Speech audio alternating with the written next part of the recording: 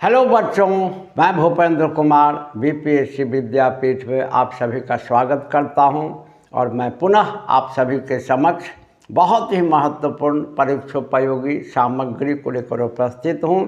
और आज हम लोग जिस टॉपिक की चर्चा करेंगे वह आधुनिक भारत मॉडर्न इंडिया के राष्ट्रीय आंदोलन से संबंधित टॉपिक है, जहां से हर प्रतियोगिता परीक्षा में प्रश्न आते ही आते हैं। और आज का टॉपिक है क्रांतिकारी उग्रवाद द्वितीय चरण।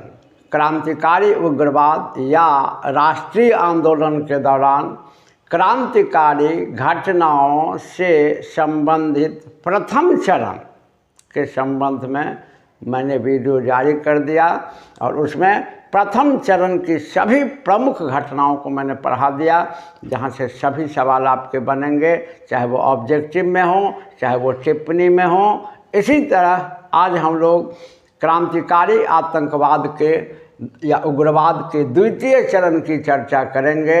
और इस दौरान द्वितीय चरण के दौरान घटने वाली क्रांतिकारी घटनाओं में 3 संगठनों की भूमिका अहम थी, जिनमें एक एक करके तीनों संगठन के बारे में देखेंगे। जिनमें एक बहुत ही प्रमुख संगठन था हिंदुस्तान रिपब्लिकन एसोसिएशन या आर्मी, शॉर्ट में HRA कहा जाता है, हिंदुस्तान रिपब्लिकन एसोसिएशन या आर्मी HRA। ऐतिहासिक तथ्य के अनुसार हिंदुस्तान रिपब्लिकन एसोसिएशन या आर्मी की स्थापना 1924 ईस्वी में कानपुर में हुई थी। हिंदुस्तान एसोसिएशन रिपब्लिकन एसोसिएशन या आर्मी की स्थापना 1924 में कानपुर में हुई थी। और इस संगठन की स्थापना में सचिंद्र नाथ सान्याल तथा राम प्रसाद बिस्मिल का मुख्य योगदान था। तो इसकी स्थापना 1924 में कानपुर में हुई थी। इसके स्थापना में मुख्य योगदान सचिंद्र नाथ सान्याल तथा राम प्रसाद बिस्मिल का था।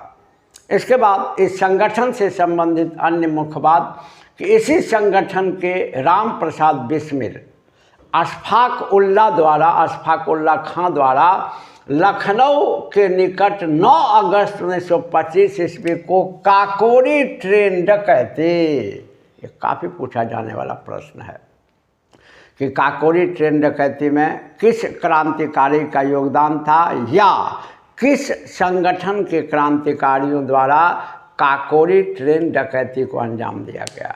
तो आपके समक्ष है कि हिंदुस्तान रिपब्लिकन एसोसिएशन से संबंधित जो मेन क्रांतिकारी नेता थे, जिनमें राम प्रसाद बिस्मिल तथा अशफाक उल्ला खां का बहुत ही प्रमुख योगदान था। और राम प्रसाद बिस्मिल तथा अशफाक उल्ला खां द्वारा लखनऊ के निकट 9 अगस्त 1925 ईस्वी को काकोरी ट्रेन डकैती, काकोरी स्टेशन के निकट ट्रेन में डकैती किया गया और सरकारी खजाने को या रेल खजाने को लूट लिया गया। तो काकोरी ट्रेन डकैती 9 अगस्त 1925 ईस्वी को हुई थी और इसमें मुख्य योगदान राम प्रसाद बिस्मिल तथा अशफाक उल्ला खां का था। और इस घटना के दौरान रेल के खजाने को लूट लिया गया था। और इस घटना के आरोपियों पर काकोरी षड्यंत्र केस चलाया गया और इसी षड्यंत्र केस के तहत अशफाक उल्ला खां, राजेंद्र लहरी, राम प्रसाद बिस्मिल तथा रोशन सिंह को फांसी की सज़ा दे दी गई। तो जब हमारे सामने यह प्रश्न आता है कि काकोरी षड्यंत्र केस किस घटना के विरुद्ध चलाई गई थी, तो काकोरी षड्यंत्र केस काकोरी ट्रेन डकैती नामक घटना के विरुद्ध चलाई गई थी। जब यह प्रश्न हमारे सामने आएगा कि काकोरी ट्रेन डकैती को अंजाम देने वाले मुख्य क्रांतिकारी नेता कौन थे, तो आपके समक्ष है कि राम प्रसाद बिस्मिल तथा अशफाक उल्ला खां। जब हमारे सामने यह प्रश्न आता है कि काकोरी ट्रेन डकैती के विरुद्ध जो काकोरी षड्यंत्र केस चलाया गया इस षड्यंत्र केस के तहत किस किस क्रांतिकारियों को फांसी की सज़ा दी गई? तो हमारा उत्तर होता है अशफाक उल्लाह खां, राजेंद्र लाहिरी, राम प्रसाद बिस्मिल तथा रोशन सिंह। तो इतना अगर तथ्य आपके सामने है तो सभी सवाल आपके बनेंगे ऑब्जेक्टिव्स में। इसके बाद द्वितीय चरण के क्रांतिकारी उग्रवाद से संबंधित दूसरा महत्वपूर्ण संगठन था बच्चा लोग हिंदुस्तान सोशलिस्ट रिपब्लिकन एसोसिएशन या आर्मी, HSRA। और ध्यान रखें, जिस तरह यह प्रश्न पूछा जाता है कि राजा राम मोहन राय द्वारा जो ब्रह्म समाज की स्थापना की गई थी, यह ब्रह्म समाज किस संगठन का रूपांतरण था? तो हम सभी बनाते हैं कि ब्रह्म समाज आत्मीय सभा का रूपांतरण था और इस आत्मीय सभा की स्थापना राजा राम मोहन राय द्वारा ही कलकत्ता में की गई थी और इसी का रूपांतरण ब्रह्म समाज के रूप में हुआ। तो ठीक इसी प्रकार के प्रश्न, क्योंकि प्रश्न को बनाने के लिए प्रश्न की चर्चा प्रश्न से ही करें तो ज़्यादा से ज़्यादा प्रश्न आपके बनेंगे। और आगे के एपिसोड में अब मैं इन सब चीज़ से रिलेटेड बहुत ही महत्वपूर्ण चीज़ों को पढ़ा चुका हूँ, तो मैं बहुत सारे ऑब्जेक्टिव क्वेश्चंस भी आपको बनवाऊँगा, जिससे मैक्सिमम सवाल हमारे बनेंगे। तो जब यह प्रश्न हमारे सामने आता है कि हिंदुस्तान सोशलिस्ट रिपब्लिकन एसोसिएशन या आर्मी, HSRA की जनक संस्था कौन सी थी, किस संस्था से इस संस्था का जन्म हुआ था, या HSRA Hindustan socialist Republican army किसका रूपांतरण था? तो हमारा उत्तर होगा HRA हिंदुस्तान रिपब्लिकन एसोसिएशन या आर्मी। तो एक सवाल हमारा यहीं पर बहुत ही प्रमुख है और याद हो गया होगा कि हिंदुस्तान सोशलिस्ट रिपब्लिकन एसोसिएशन या आर्मी की जनक संस्था या जिसका यह रूपांतरण था उसका नाम था हिंदुस्तान रिपब्लिकन एसोसिएशन या आर्मी। और इसकी स्थापना HSRA की स्थापना सितंबर 1928 ईस्वी में हुई थी और यहाँ ब्रैकेट में लिख दिया गया है जनक संस्था HRA हिंदुस्तान रिपब्लिकन आर्मी। और इसकी स्थापना हुई थी 1928 में और इसकी स्थापना फिरोज शाह कोटला मैदान दिल्ली में, ये वही फिरोज शाह कोटला मैदान है जिसका ऐतिहासिक महत्व है। और आप सभी जानते हैं कि फिरोज शाह तुगलक ने फिरोज शाह कोटला मैदान को चर्चित करवाया और फिरोज शाह तुगलक के काल में यह घोड़ा का अस्तबल हुआ करता था और आगे चल के यह बड़ा ही ऐतिहासिक मैदान हो गया भारत के संदर्भ में। और इसी फिरोज शाह कोटला मैदान जो दिल्ली में है में हिंदुस्तान सोशलिस्ट रिपब्लिकन आर्मी की स्थापना सितंबर 1928 में की गई थी। और जब यह प्रश्न हमारे सामने आएगा कि हिंदुस्तान सोशलिस्ट रिपब्लिकन आर्मी की स्थापना में किन क्रांतिकारी नेताओं का या उग्रवादी नेताओं का मुख्य योगदान था, आपके समक्ष है कि इसकी स्थापना में चंद्रशेखर आज़ाद, भगत सिंह तथा सुखदेव, चंद्रशेखर आज़ाद, भगत सिंह तथा सुखदेव की मुख्य भूमिका थी। तो ये सब सवाल ऑब्जेक्टिव में रामबाण के रूप में काम करेगा। मेरे ख्याल से थोड़ा सा वीडियो को अगर आप गौर से देखें या कॉपी कलम लेके बैठें तो सभी बातें आप नोट डाउन कर सकते हैं और अगर नहीं भी करें तो केवल सुन के याद हो जाएगा, क्योंकि मैं तन्मयता से कॉन्फिडेंटली जितनी चीज़ों को रिपीटेडली पढ़ा देता हूँ, केवल आप उनको गौर से सुने तो सुन के याद हो जाएगा। और वीडियो तो परमानेंट कैपिटल आपके पास हैं ही, तो ध्यान रखें कि हिंदुस्तान सोशलिस्ट रिपब्लिकन एसोसिएशन या आर्मी की स्थापना सितंबर 1928 में हुई थी। इसकी जनक संस्था हिंदुस्तान रिपब्लिकन एसोसिएशन या आर्मी थी और इसकी स्थापना दिल्ली के फिरोज शाह कोटला मैदान में हुई थी और इसकी स्थापना में मुख्य योगदान था चंद्रशेखर आज़ाद, भगत सिंह तथा सुखदेव का। और इस संगठन के क्रांतिकारियों द्वारा कई घटनाओं को अंजाम दिया गया, जैसे आपके समक्ष है कि हिंदुस्तान रिपब्लिकन एसोसिएशन आर्मी के क्रांतिकारियों द्वारा जो जिस घटना को मुख्य रूप से अंजाम दिया गया वह था काकोरी ट्रेन डकैती। और हिंदुस्तान सोशलिस्ट रिपब्लिकन आर्मी के क्रांतिकारियों द्वारा कई प्रमुख घटनाओं को को अंजाम दिया गया। जैसे आपके समक्ष एक उदाहरण है। सबसे पहली बात, इससे पहले एक बात और समझें कि इस संगठन से जुड़े जितने भी क्रांतिकारी नेता थे सभी समाजवादी विचारधारा के समर्थक थे, सभी। और इस संगठन द्वारा जितनी भी क्रांतिकारी घटनाओं को अंजाम दिया गया उनमें एक प्रमुख घटना थी भगत सिंह, चंद्रशेखर आज़ाद तथा राजगुरु द्वारा लाजपत राय पर लाठीचार्ज करने वाले अधिकारी सैंडर्स की हत्या कर दी गई थी लाहौर रेलवे स्टेशन के पास दिसंबर 1928 में। और आप सभी को याद है कि लाजपत राय पर लाठीचार्ज हुआ था साइमन कमीशन के विरोध के क्रम में। आप सभी जानते हैं साइमन कमीशन को हम लोग पढ़ भी चुके हैं, उस पर भी वीडियो मैंने जारी किया। और साइमन कमीशन जब इंडिया आया तो हम सभी जानते हैं कि उसके विरोध का सबसे बड़ा कारण यह था कि यह व्हाइट मैन कमीशन श्वेत आयोग था, अर्थात इसके सभी सदस्य अंग्रेज थे। इसीलिए प्रथम दृष्टया पूरे भारत में साइमन कमीशन का विरोध हुआ। और साइमन कमीशन का सबसे प्रबल विरोध पंजाब में हुआ, जिसके नेतृत्वकर्ता लाला लाजपत राय थे।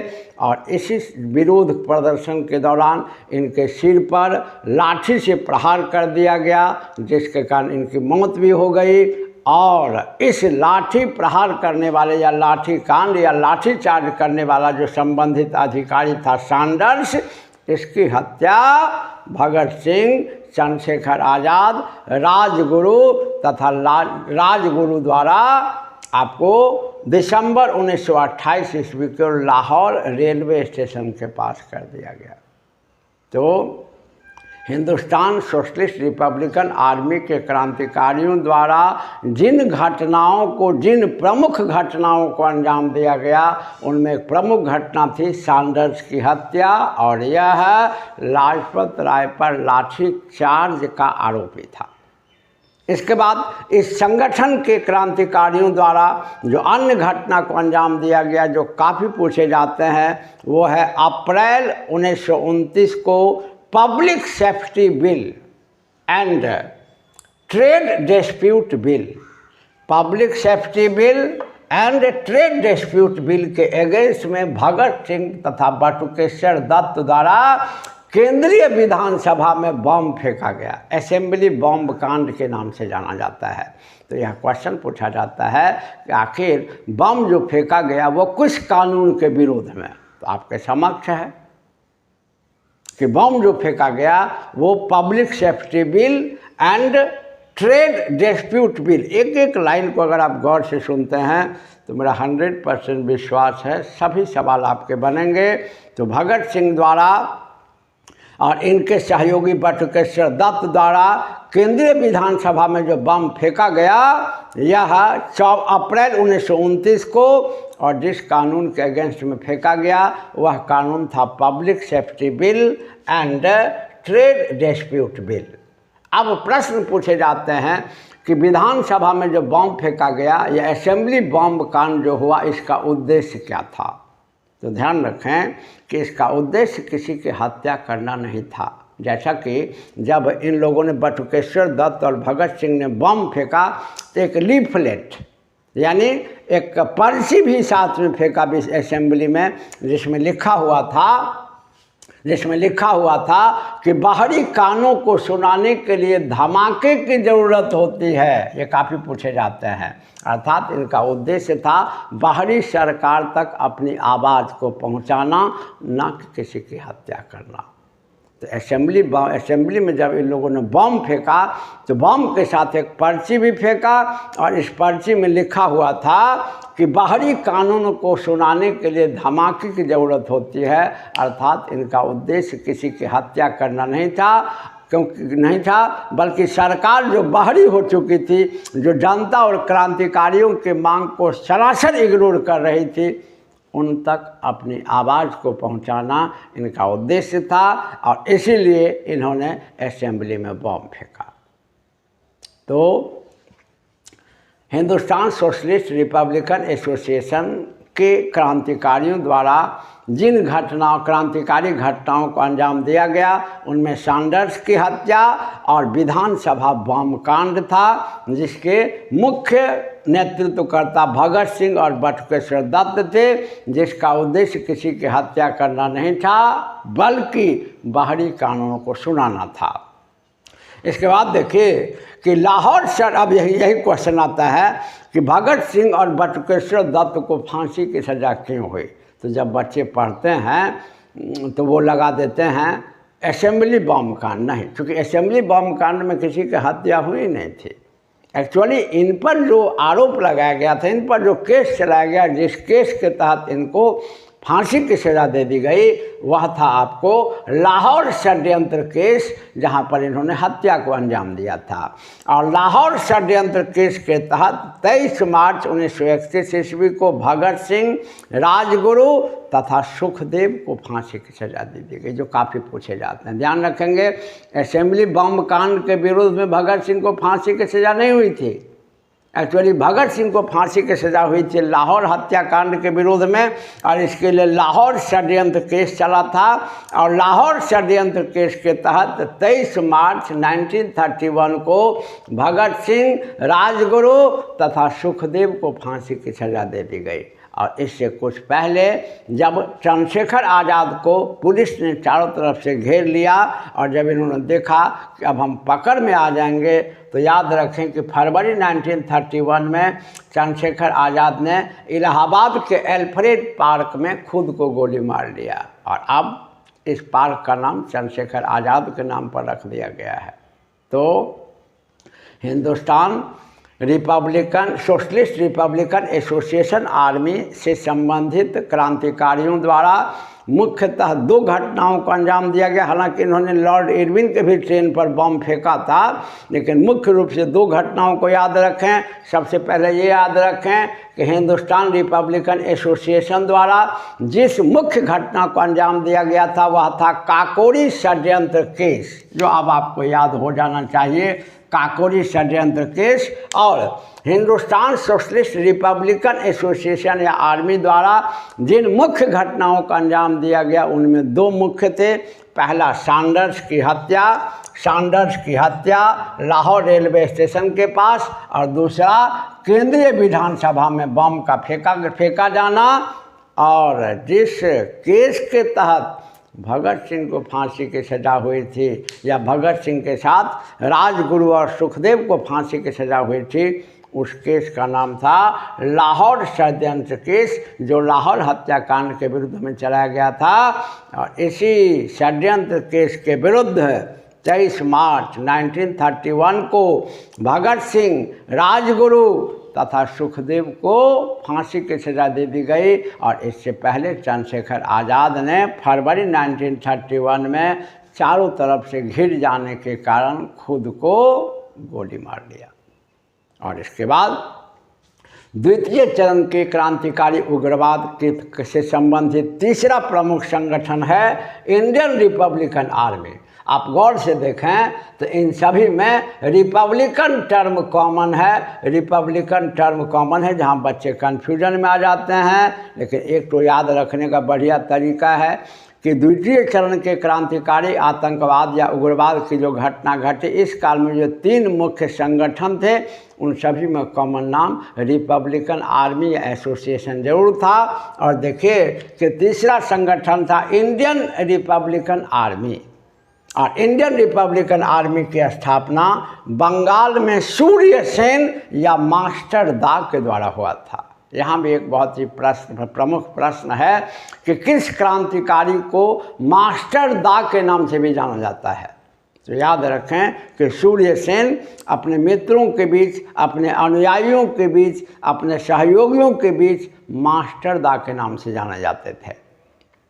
और इन्हीं मास्टर दा द्वारा या सूर्यसेन द्वारा बंगाल में इंडियन रिपब्लिकन आर्मी की स्थापना की गई थी। और इसके द्वारा जिस घटना को सबसे मुख्य अंजाम दिया गया था वह था चटगांव शस्त्रागार डकैती। अब आपको याद हो गया होगा कि हिंदुस्तान रिपब्लिकन एसोसिएशन या आर्मी द्वारा जिस घटना को प्रमुखता से अंजाम दिया गया था वह था काकोरी षड्यंत्र case. Hindustan socialist Republican association army द्वारा जिन घटनाओं को प्रमुखता से अंजाम दिया गया था उनमें दो घटनाएं मुख्य थी, सैंडर्स की हत्या और विधानसभा बॉम्ब कांड। और इंडियन रिपब्लिकन आर्मी द्वारा जिस घटना को अंजाम दिया गया प्रमुख घटना को वह था चटगांव शस्त्रागार डकैती। चटगांव शस्त्रागार डकैती एक्चुअली चटगांव ही बांग्लादेश में है और क्रांतिकारियों को तो अस्त्र शस्त्र की ज़रूरत पड़ती ही थी, धन की ज़रूरत पड़ती ही थी। तो इस घटना के तहत यह घटना सूर्य सेन के नेतृत्व में हुई अप्रैल 1930 में। और चटगांव के शस्त्रागार में जो सरकार का शस्त्रागार था उसमें डकैती की गई और अस्त्र शस्त्र को लूट लिया गया। इसी को कहा जाता है चटगांव शस्त्रागार डकैती। और इसी घटना के पश्चात सूर्य सेन को फरवरी 1933 में गिरफ्तार कर लिया गया और जनवरी 1934 में इनको फांसी की सज़ा दे दी गई। तो मेरा विश्वास है कि आप सभी को याद हो गया होगा कि द्वितीय चरण के क्रांतिकारी उग्रवाद में 3 संगठन मुख्य हैं, हिंदुस्तान रिपब्लिकन एसोसिएशन या आर्मी, इनसे संबंधित मुख्य नेता सतीनाथ सैन, सन्याल, राम प्रसाद बिस्मिल। वैसे इसके अलावा राजेंद्र लाहिड़ी, राम प्रसाद बिस्मिल, रोशन सिंह, अशफाक उल्ला खां ये सब भी रिलेटेड थे। और इस संगठन द्वारा जिस घटना को अंजाम दिया गया प्रमुखता से वह था काकोरी ट्रेन डकैती। और इसके बाद दूसरा संगठन था हिंदुस्तान सोशलिस्ट रिपब्लिकन एसोसिएशन या आर्मी। इससे रिलेटेड मेन लीडर थे चंद्रशेखर आज़ाद, भगत सिंह और सुखदेव और बटुकेश्वर दत्त भी। और इस संगठन द्वारा जो मुख्य घटनाओं को अंजाम दिया गया उनमें सैंडर्स की हत्या और विधानसभा में बम फेंका जाना। और तीसरा जो प्रमुख संगठन था इंडियन रिपब्लिकन आर्मी, इससे रिलेटेड मेन लीडर थे सूर्य सेन या मास्टरदा। और इस संगठन द्वारा जिस घटना को प्रमुखता से अंजाम दिया गया वह था चटगांव शस्त्रागार डकैती। और इसी के अगेंस्ट में सूर्य सेन को फांसी की सज़ा दे दी गई। मेरा विश्वास है कि आपको अच्छा से समझ में आया होगा। आप वीडियो को ज़रूर से ज़रूर लाइक करें, आप शेयर करें, चैनल को सब्सक्राइब करें और इस प्रकार की उपयोगी सामग्री पुनः आपके सामने उपस्थित होता रहे। फिर इसी प्रकार के सामग्री को लेकर आगे उपस्थित होंगे। तब तक के लिए धन्यवाद।